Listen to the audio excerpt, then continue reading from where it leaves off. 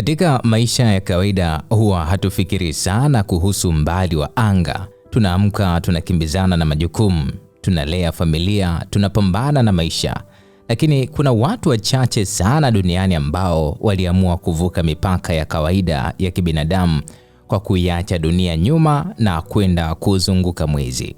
Najua wengi tunafahamu na tulisikia kuhusu safari ya wanaanga wanne wanaoongoza safari ya majaribio ya NASA ya Artemis 2 kuzunguka mwezi. Safari inayotajwa kutumia takriban siku 10 kwenda na kurudi, ikianza Aprili 1 mwaka huu.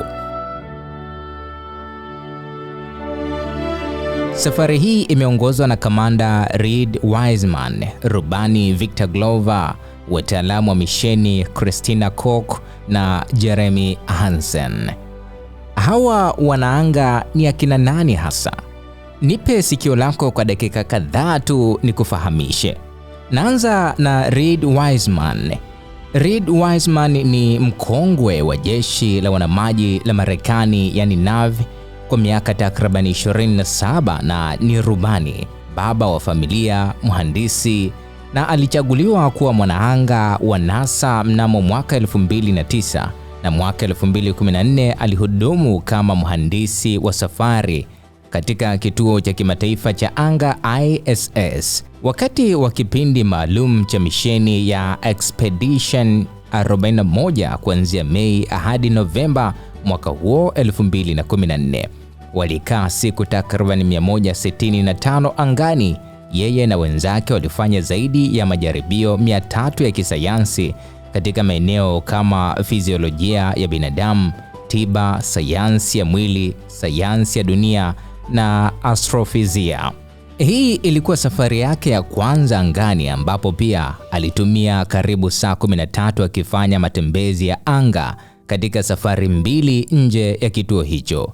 Reid alijulikana zaidi baada ya kushirikisha hisia zake halisi za safari yake ya anga kupitia mitandao ya kijamii, akionyesha maisha ya mwanaanga mpya kwa uwazi mkubwa sana.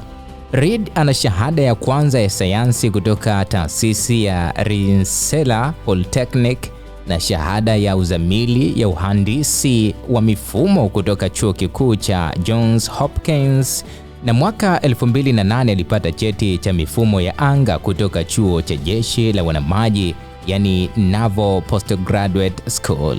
Aliwahi kuwa mkuu wa ofisi ya wanaanga na sasa ndiye aliyepewa jukumu la kuwa kamanda wa misheni ya Artemis 2. Reid ni mzaliwa wa Baltimore, Maryland, huko nchini Marekani. Alimwoa Caroli ambaye kwa sasa ni marehemu. Caroli alikuwa muuguzi wa watoto wachanga katika chumba cha uangalizi maalum NICU. Wawili hao walijaliwa kupata watoto wawili. Licha ya mafanikio makubwa ya Reid kitaaluma, anakiri kuwa jukumu la kulea watoto wake peke yake ndio changamoto kubwa zaidi aliyowahi kukutana nayo, lakini pia ndicho kipindi kilichompa mafanikio na maana kubwa zaidi maishani mwake. Baada ya kuhitimu, Reid aliingia rasmi jeshini kupitia mpango wa ROTC mwaka 1997 na kuanza mafunzo ya urubani huko Florida mwaka 1999.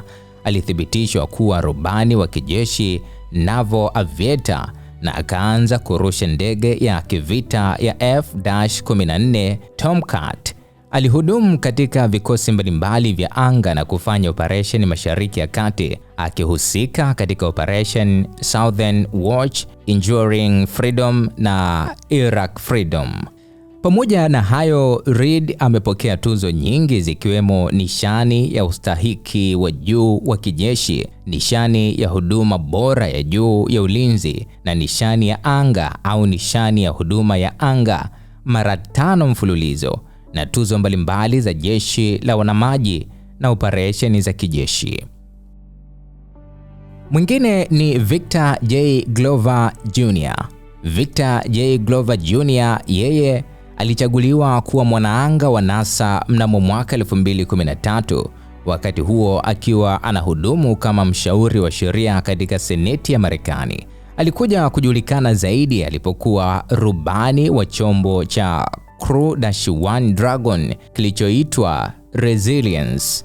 Kilisafiri hadi kituo cha kimataifa cha anga ISS, ambako pia alihudumu kama mhandisi wa ndege katika misheni ya Expedition 64/65. Kwa sasa katika misheni hii ya Artemis 2, Glover amekuwa na jukumu la kuwa rubani wa safari ya kihistoria ya kuzunguka mwezi, akiwaendesha wenzake Reed Wiseman, Christina Koch na Jeremy Hansen ndani ya chombo cha Orion kwa safari ya takribani siku 10 kuzunguka mwezi na kurejea duniani. Huyu ni mzaliwa wa Pomona, California huko Marekani. Glover alipata shahada ya uhandisi akiwa mwanamichezo na mtu anayejitolea kwa jamii. Ni rubani wa kijeshi, yani naval aviator, na pia rubani wa majaribio aliyerusha ndege za kivita kama F-A-18 Hornet, Super Hornet na EA-18G Growler. Ameishi na kufanya kazi katika maeneo mbalimbali huko Marekani na Japani, akihusika katika operesheni za kivita na za amani. Victor Glover amemuoa Diona Odom kutoka Berkeley, California na wana watoto 4. Alimaliza shule ya sekondari Ontario mnamo mwaka 1994 na mwaka 1999 alipata shahada ya sayansi ya uhandisi kutoka chuo cha California Polytechnic. Baadaye alipata shahada ya uzamili kutoka chuo cha anga, yani Air University mwaka 2007, shahada ya uzamili ya uhandisi wa mifumo mwaka 2009 na shahada ya sanaa ya kijeshi na operation mwaka 2010. Baada ya kujiunga na jeshi, Glover alianza mafunzo ya urubani huko Florida na kukamilisha mafunzo ya juu huko Texas, akipewa rasmi urubani wa kijeshi mwaka 2001. Alihudumu katika vikosi mbalimbali vya anga, akirusha ndege za kivita na kushiriki katika operation ya Iraq Freedom. Alichaguliwa pia kuwa rubani wa majaribio na kuhudhuria shule maalumu ya majaribio ya ndege, ambapo alirusha zaidi ya ndege 30 tofauti nchini Marekani na Italia. Baadaye alifanya kazi kama rubani wa majaribio katika kikosi cha VX-31 akijaribu mifumo ya silaha katika ndege za kisasa. Kwa ujumla, Glover ana zaidi ya saa 3500 za kurusha ndege. Ameshiriki katika misheni 24 za kivita. Mwaka 2020 hadi 2021 alifanya safari yake ya kwanza angani akiwa rubani wa Crew-1 akitumia siku 168 angani, akifanya matembezi 4 ya anga pamoja na shughuli nyingine nyingi za kisayansi na matengenezo.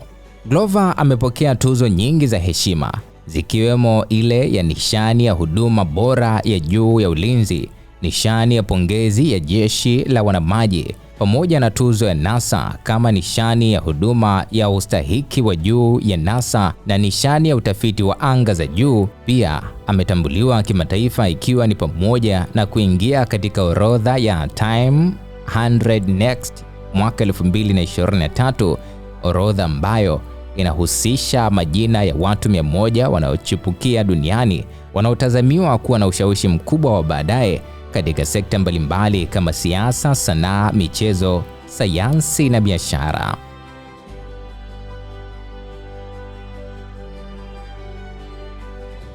Watatu ni mwanamke pekee aliyekuwa angani kati ya 4.